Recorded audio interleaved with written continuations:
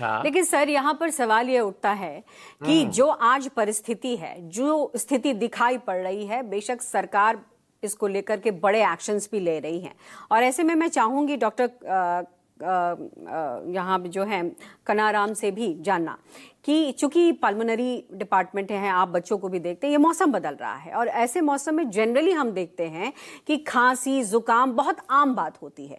और ऐसे में जैसे डॉक्टर वली ने कहा कि कफ सिरप तो रेकमेंड नहीं करना चाहिए, लेकिन हो रहा है देश में, और देश में नहीं विदेशों में भी हो रहा है।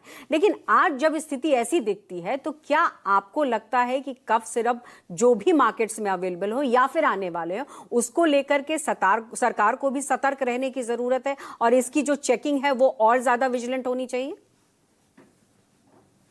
हाँ जी पल्लवी जी, जैसे कब पे ये खांसी जुकाम में ना काफी कॉमन है बच्चों में। हम्म। इवन विदाउट मौसम चेंज की बिना भी हम देखें तो साल में एक एवरेज बच्चे को 4 से 5 बार खांसी जुकाम होता है उसमें। ओके।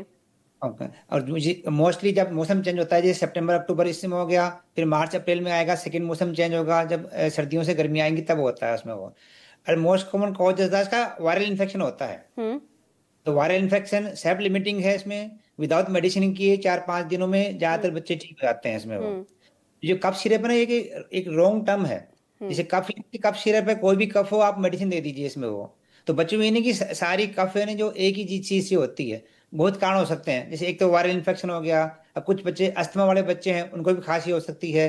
तो ये नहीं, कफ सिरप यूजली ये वर्ड यूज नहीं करना चाहिए इसमें वो। हमें स्पेसिफिक पीडियाट्रिशियन से मिलके उसे खांसी का कारण क्या है उसके लिए स्पेसिफिक मेडिसिन देनी है उसको।